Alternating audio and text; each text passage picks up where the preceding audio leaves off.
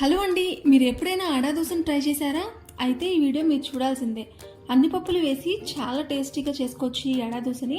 ఎప్పుడు తినే మినప దోశలతో కాకుండా ఇలా ఒక్కసారి అయితే ట్రై చేయండి. ముందుగా ప్రాసెస్లోకి అయితే వెళ్ళిపోదాము. 1 కప్పు ఇక్కడ నేను పచ్చిశనగ పప్పును తీసుకుంటున్నాను. ఈ దోశలు వేసుకోవడానికి ఇదే మెయిన్ ఇంగ్రీడియంట్ అనమాట. సో ఎక్కువ క్వాంటిటీ కూడా ఇదే. సో తర్వాత ఇందులోకి అదే కప్పుతో 3/4 వంతు కందిపప్పును తీసుకుంటున్నాను. మిగిలిన 1/4 వంతు కూడా మనం పెసరపప్పునైతే తీసుకోవాలి. మినపప్పు లేకుండా మనం ఈ పప్పులన్నీ కూడా యూజ్ చేసి ఇప్పుడు దోశనైతే ప్రిపేర్ చేసుకోబోతున్నాము. సో క్వాంటిటీస్ చూస్తున్నారు కదా, 1 గ్లాసు పచ్చిశనగపప్పుకి 3/4 గ్లాసు కందిపప్పు, 1/4 గ్లాసు పెసరపప్పు.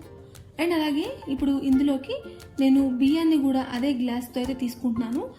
నేను ఇక్కడ స్టోర్ బియ్యాన్ని తీసుకుంటున్నాను, మీరు మంచి బియ్యాన్ని అయినా తీసుకోండి. అదే గ్లాస్తో 2 గ్లాసుల రైస్ అన్నమాట. తర్వాత ఇందులోకి టేస్ట్కి తగ్గట్టుగా 1 స్పూన్ వరకు మెంతులు అయితే వేసుకున్నాను. ఎక్కువ వేసుకోకండి, మళ్ళీ చేదొచ్చేస్తాయి. కారానికి తగ్గట్టుగా చూసుకుని ఎండుమిరపకాయలు కూడా వేసుకోవాలి. ఇప్పుడు వీటన్నిటిని కూడా ఒక గిన్నెలోకి అయితే ట్రాన్స్ఫర్ చేసేసుకుంటున్నాను. దీన్ని మంచిగా శుభ్రంగా 2-3 సార్లు వాటర్తో క్లీన్ చేసేసుకోవాలి. వాటర్తో బాగా వాష్ చేసుకున్న తర్వాత దీన్ని మనం 3-4 గంటల పాటు నానబెట్టుకోవాలి. ఇప్పుడు కొత్త పద్ధతుల్లో మనం గ్రైండర్ చేయకుండా మిక్సీ పట్టేసుకుని ఆ పొడిని ఎప్పుడు కావాలంటే అప్పుడు ఇన్స్టెంట్గా కలుపుకుని దోశలు అయితే ప్రిపేర్ చేసుకోవడం అయితే ఇప్పుడు ఒక ట్రెండ్లా మారింది. మీరు కూడా కావాలి అంటే దాన్ని ఇలాగ ట్రై చేయొచ్చు.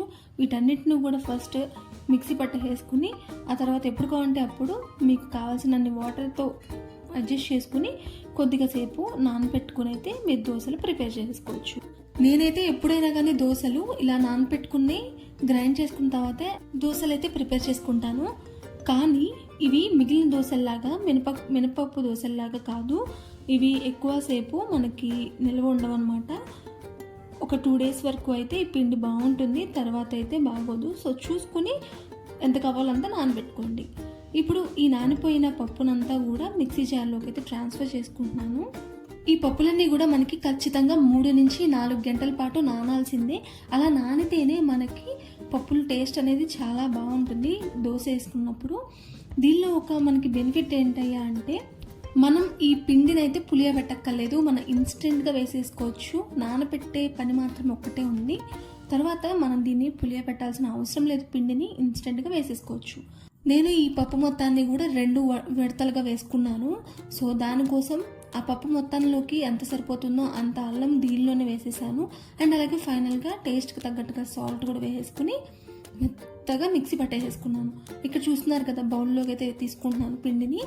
అల్లం అనేది కొంచెం గ్రైండ్ అవ్వడానికి బాగా టైం పడుతుంది. సో అందుకని ఎక్కడైనా మీకు అలా అల్లం ముక్కలు అలా ఉండిపోయి ఉంటే మీరు మళ్ళీ కూడా దాన్ని మిక్సీ చేసుకోవాలి. కానీ ఎక్కడ కూడా ఉండల్లా లేకుండా ఇక్కడ నేను చూపిస్తున్నట్టు స్మూత్ స్ట్రక్చర్లో అయితే పిండిని ప్రిపేర్ చేసుకోండి. ఇంకా ఆలస్యం లేకుండా దోశలను అయితే ప్రిపేర్ చేసుకుందాం. ఈ దోశలు మనకి కొంచెం మందంగా అయితే వస్తాయి. సో అందుకని చూసుకుని గడ్డలు పోసేసుకోకుండా 1 లేదా 1.5 గరిటె పోసుకొని దోశలాగా స్ప్రెడ్ చేసేసుకోవాలి. ఆ తర్వాత దీనిపైన ఇలాగ పొడుగ్గా కట్ చేసుకున్న ఉల్లిపాయని దోశ పైన వేసుకుని దోశకి అంటేటట్టు ఇలా గరిటెతో కానీ చేత్తో కానీ అందుకుంటూ ఉండాలి. పైన కొద్దిగా ఆయిల్ని అయితే నేను అప్లై చేసేసుకున్నాను. అండ్ తర్వాత దోశని సెకండ్ సైడ్ కాల్చుకోపోయినా పర్లేదు, ఇలాగ గరిటెతో ఒత్తుకుంటూ ఉంటే మనకి సెకండ్ వైపు కాల్చాల్సిన అవసరం కూడా రాదు. లేదు అంటే పైన ఒక మూత లాంటిది ఏదైనా కూర్చోపెట్టేస్తే రెండో వైపు కూడా కాలిపోతుంది. మనం ఆనియన్స్ వేసుకున్నాం కదా, సో అందుకని రెండో వైపు అయితే కాల్చుకోవడానికి ఉండదు. ఒకవేళ కాల్చుకుంటే ఎలా ఉంటుంది అనేది నేను ఇప్పుడు చూపించబోతున్నాను. సో మళ్ళీ పిండి మొత్తాన్ని వేసేసుకున్నాను. ఇక్కడ 1 గరిటె వేసుకున్నాను నేను.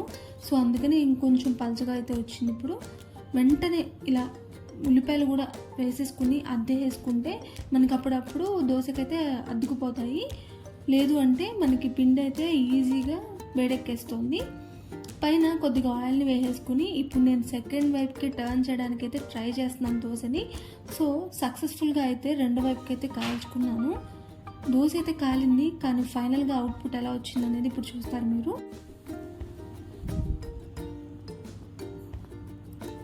రెండు వైపుకి కాల్చుకుంటే ఇలా అయితే ఉల్లిపాయలన్నీ కూడా సెపరేట్ అయిపోతున్నాయి.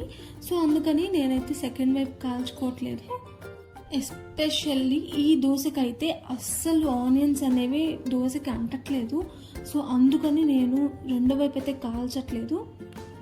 మనకి మినప దోశకి అయితే మనకి ఈజీగానే ఆనియన్స్ నిలబడతాయి. సో దీనికి కొంచెం మందంగా ఉంది కదా, దీనికైతే అసలు ఆనియన్స్ అంటట్లేదు. అందుకని రెండో వైపు కాల్చుకోపోయినా కానీ మీరైతే పైన ఒక ప్లేట్ని కానీ గిన్నెని కానీ వేసేసుకుని దోశను కాల్చేసుకోండి. రెండో వైపు తిప్పే అవసరం కూడా ఉండదు. ఫైనల్గా ఇక్కడ నేను నా 3 దోశను కూడా వేసేసుకున్నాను. Same process.